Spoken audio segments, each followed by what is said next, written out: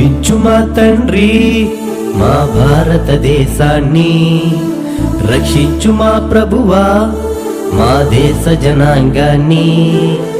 దీవించు మా తండ్రి మా భారతదేశాన్ని, రక్షించు మా ప్రభువా మా దేశ జనాంగాన్ని. శాపం లేని దేశంగా మా దేశం ఉండాలి, లోపం లేని వారిగా మేమందరము జీవించాలి. శాపం లేని దేశంగా మా దేశం ఉండాలి, లోపం లేని వారిగా మేమందరము జీవించాలి.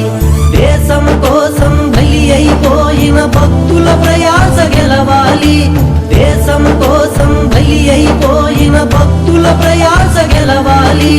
పాపిని సహితం ప్రేమించగల